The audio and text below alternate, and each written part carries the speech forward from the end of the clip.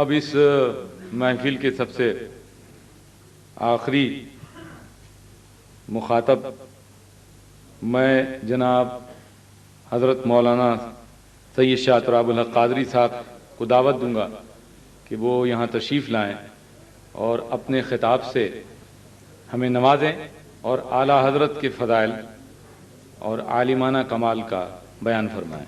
جناب سید شاہ تراب الحق قادری صاحب۔ صلی علی رسولہ الکریم، اما بعد فاعوذ باللہ من الشیطان الرجیم، بسم اللہ الرحمن الرحیم، واتبع سبیل من اناب الی، صدق اللہ مولانا العظیم وصدق رسولہ النبی الکریم۔ ان اللہ وملائکتہ یصلون علی النبی یا ایہا الذین آمنوا صلوا علیہ وسلموا تسلیما۔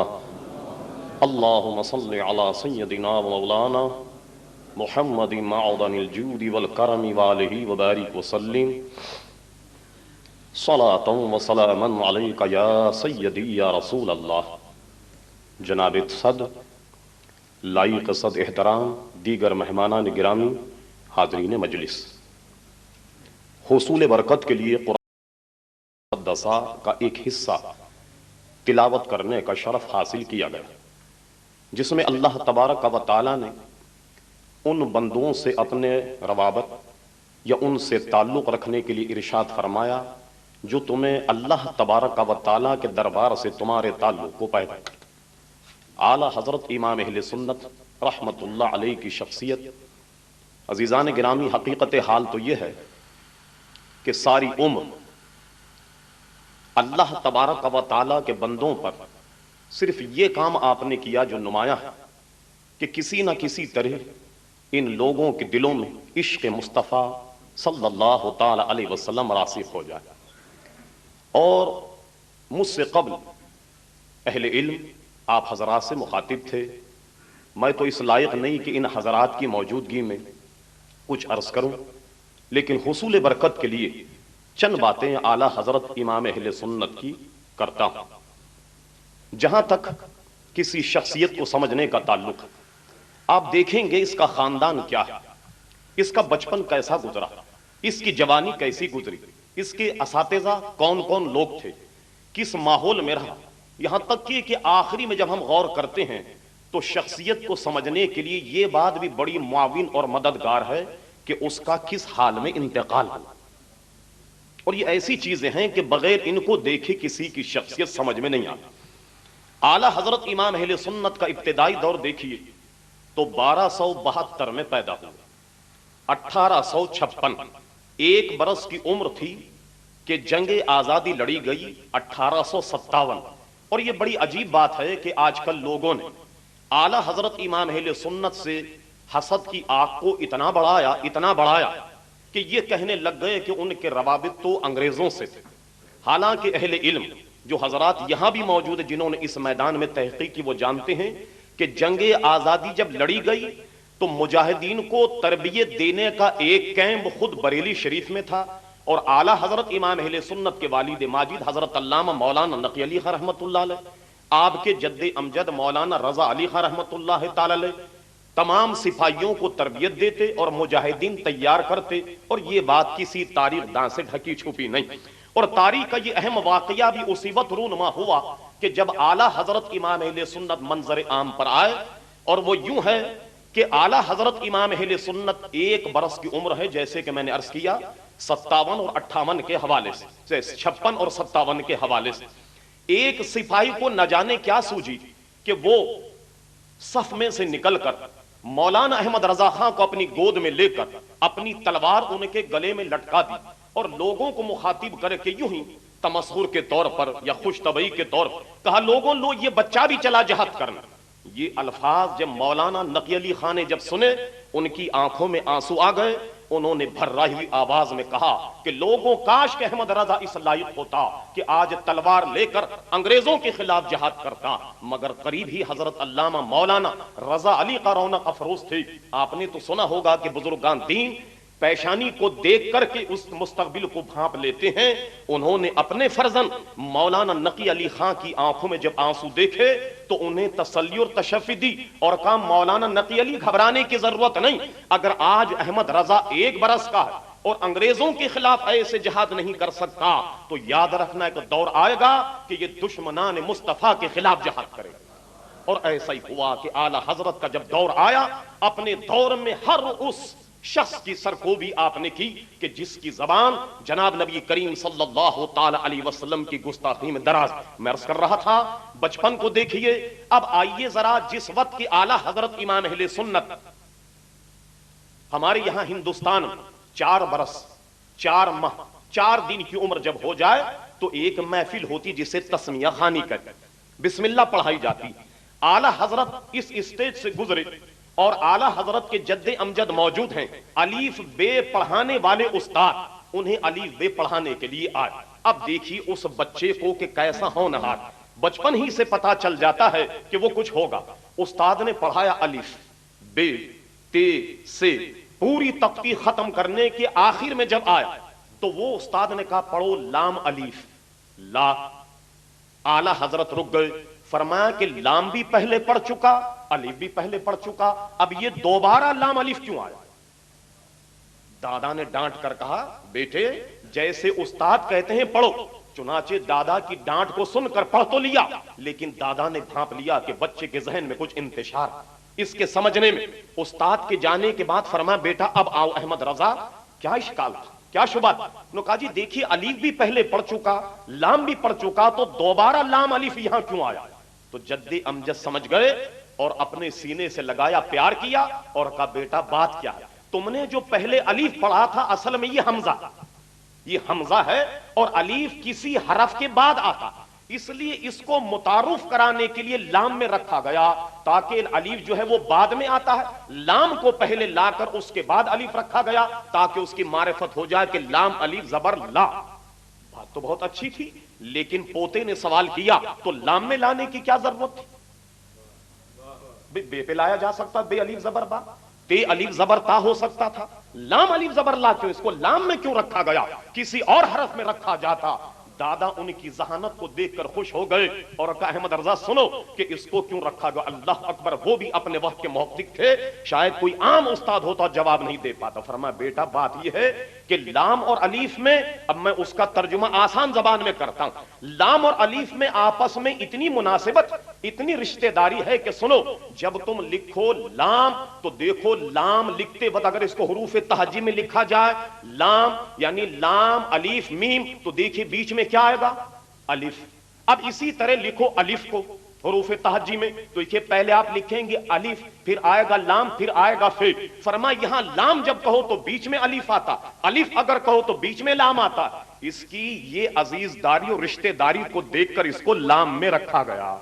اب اندازہ لگائیے اس بچے کی ذہانت کی جس کی عمر کل 3 یا 4 برس کی ہو تو دادا خوش ہو گئے کہ بچہ ہونہار ہے.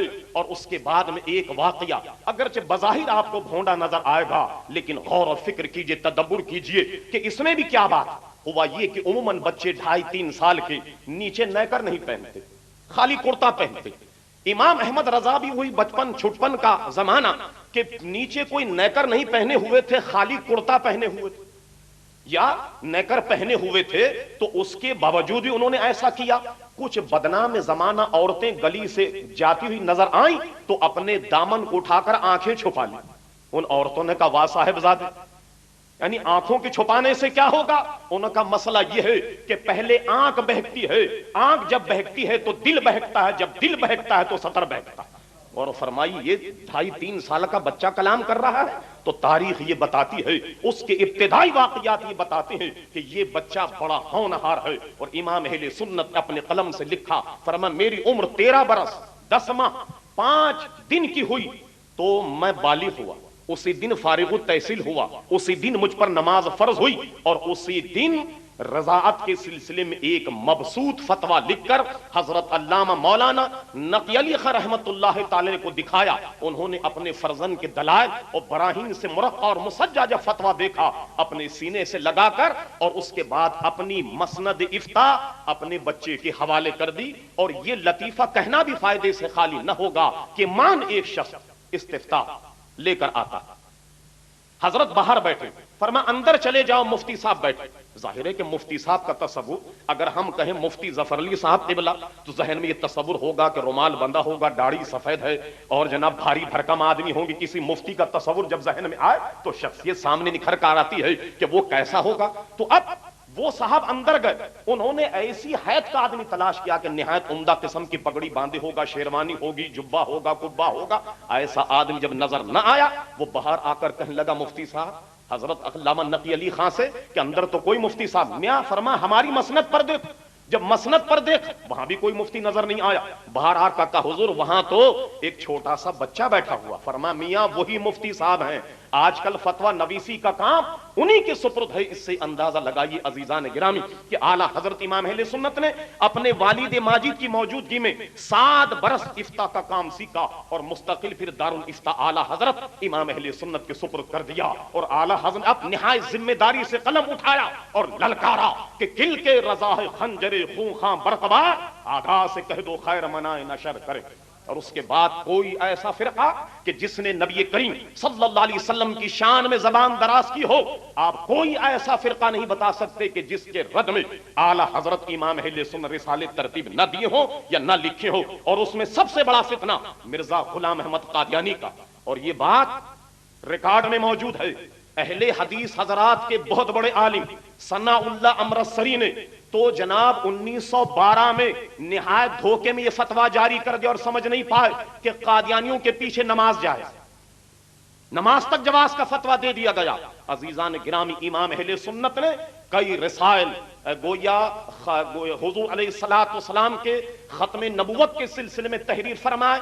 ایک بورڈ بنا اور وہ علماء کی نگرانی میں رہا اور مسلسل وہاں سے مرزا غلام احمد قادیانی کے خلاف رسائل شائع ہوتے رہے. عزیزان گرامی حقیقت حال یہ ہے کہ قرآن مجید فرقان حمید جو ہمارا سب سے پہلا منبع اور مرجع, اس کا ترجمہ نہایت سلیس زبان میں کیا اور اس کے جو معاملات ہیں اس کی اچھائیاں اور گویا دوسروں سے موازنہ ایک بہت بڑا عنوان ہے. میں اس پر کچھ عرض نہیں کرتا.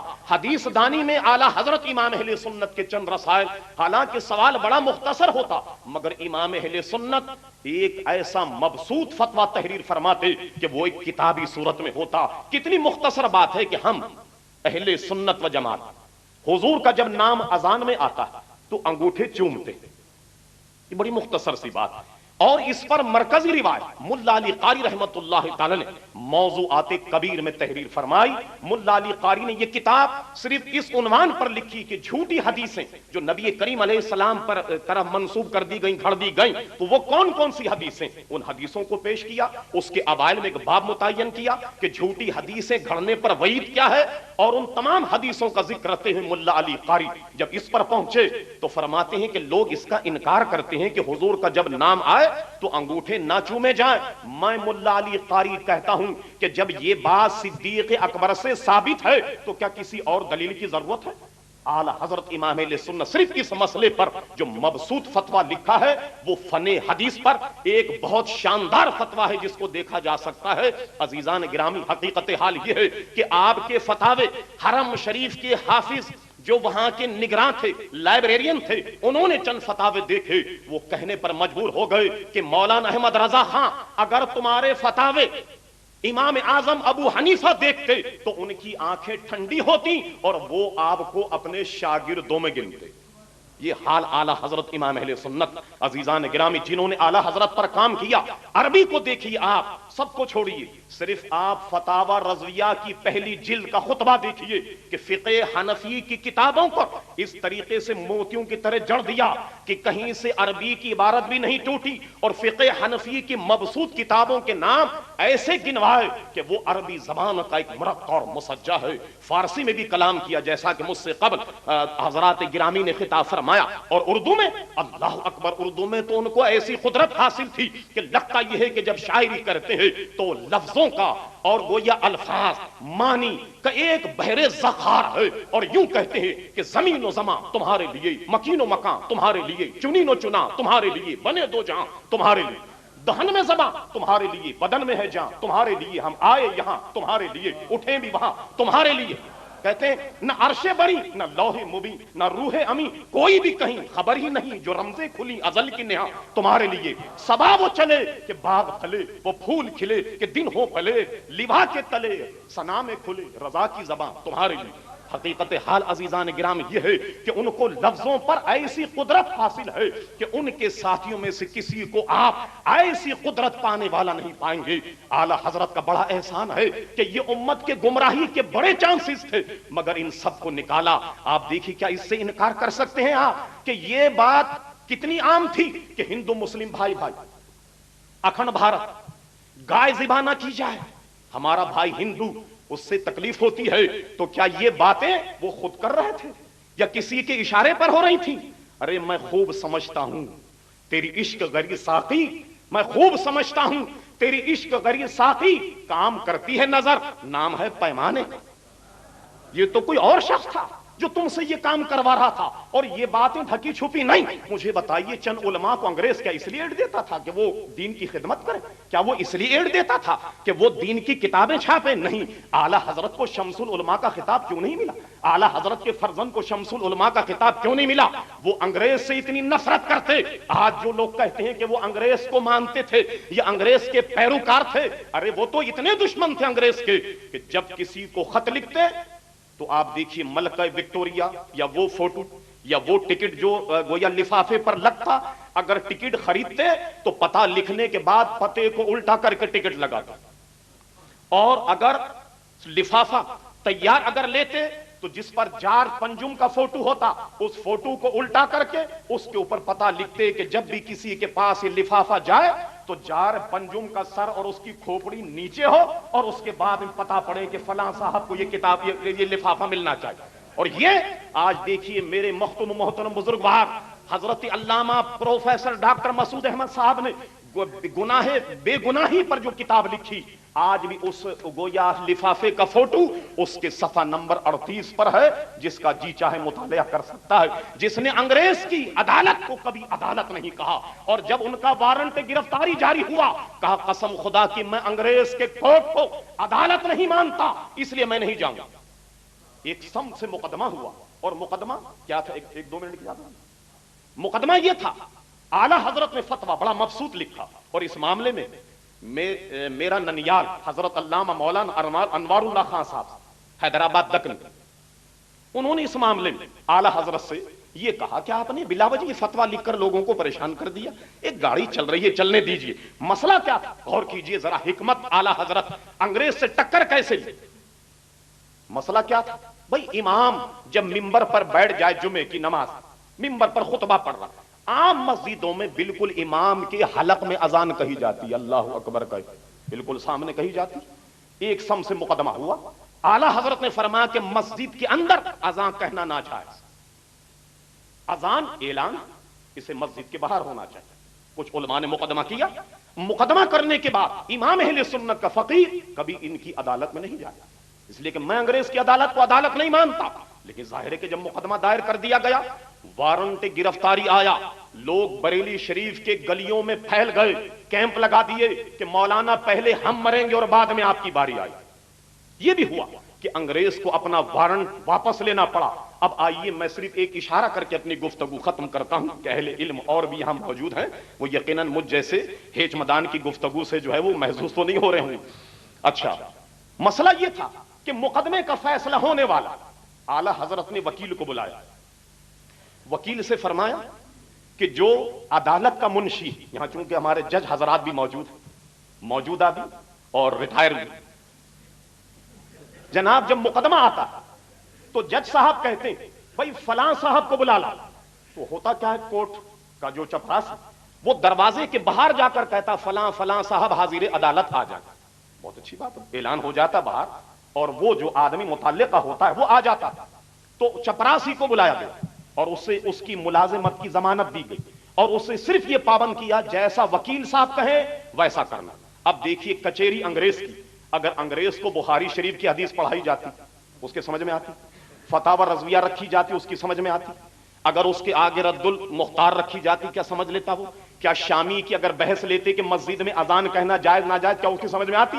میاں انگریز کا حال تو یہ تھا کہ ایک عالم دین جو بیچارے بڑے مشہور تھے بحیثیت عالم، تو ان پر دوسرے فریق نے مقدمہ کر دیا کہ یہ جاہل، اور ہم لوگوں کو یہ کافر اور مرتد نہ جانے کیا کیا کہے۔ انگریز نے اپنے کوٹ میں بلا لیا اور مولانا سے کہا کہ یہ فریق کہتا ہے کہ آپ جاہل، آپ کچھ نہیں جانتے، تو آپ ثبوت دیجیے۔ انہوں نے کہا صاحب بڑی آسانی سے اس سے پوچھئے میرے مد مقابل سے کہ دین کی سب سے بڑی کتاب کون سی؟ انہوں نے کہا صاحب قرآن مجید ہے سب سے بڑی کتاب۔ کہا جی منگوا لیجیے۔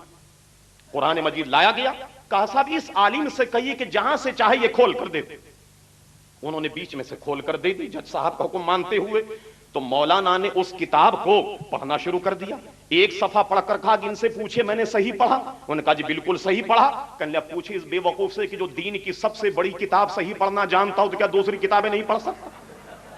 جج انگریز تھا، اس نے ان کے حق میں فیصلہ دے دیا، کہا صاحب مولانا بالکل ٹھیک ہے، یہ پڑھے لکھے آدمی چونکہ انہوں نے دین کے سب سے بڑی کتاب صحیح طریقے سے پڑھ لی کہ ان کے فریق ثانی نے اعتراف کیا کہ انہوں نے یہ کتاب کا صفحہ صحیح پڑھا۔ تو بھائی انگریز اس کے تو فیصلے اسی طرح ہوں گے۔ تو اعلیٰ حضرت بھانپ گئے کہ دلائل براہین سے کام نہیں چلے گا، اب حکمت عملی کی ضرورت ہے مقدمہ جیتنے کے لیے، علمی بحث ایک طرف۔ اب کیا ہوا، وکیل صاحب کو ساری ترتیب سمجھا دی کہ تمہیں یہ کرنا۔ وکیل نے کہا بالکل ٹھیک، چلیے صاحب مقدمے کی تاریخ۔ چپراسی سے کہا کہ جج صاحب جب کہیں مولانا احمد رضا خان کا وکیل حاضر عدالت آئے تو جج صاحب کے سامنے چیخ دینا مولانا احمد رضا خان کا وکیل آ جائے، تمہارا کام صرف اتنا، باقی ہم سمجھ لیں۔ ٹھیک ہے صاحب، مقدمے کی سماعت ہوئی۔ جج صاحب نے کہا چپراسی سے مولانا احمد رضا خان کے وکیل کو اور فلاں صاحب کے وکیل کو بلائی، فلاں فریق کو بلائی۔ تو چونکہ پہلے سے طے شدہ پروگرام تھا، انہوں نے جناب نہایت جج کے سامنے منہ کھول کر کہا مولانا احمد رضا خان کا وکیل اور فلاں صاحب حاضر عدالت آ جائیں۔ جج صاحب نے کہا بدتمیز کہیں کا، یہ جگہ چیخنے کی، یہ جگہ اعلان کرنے کی، باہر نہیں کر سکتے تم اعلان۔ وکیل نے کہا حضور یہی مولانا احمد رضا خان ہے، مولانا احمد رضا خان یہی کہتے ہیں کہ امام کا حلق چیخنے کی ذہین جگہ ہے کہ حی علی الصلاح حی علی الفلاح، یہ اعلان باہر ہونا چاہیے۔ تو خود آپ نے ڈیسیشن دے دیا، یہ تو خود آپ نے فیصلہ دے دیا۔ جج کی سمجھ میں بات آ گئی اور بغیر کتابوں کے فیصلہ اعلی حضرت امام علیہ سنت کے حق میں ہو گیا۔ تو میں کہتا ہوں کہ کیوں رضا، آج گلی سونی ہے، اٹھ میرے دھوم مچا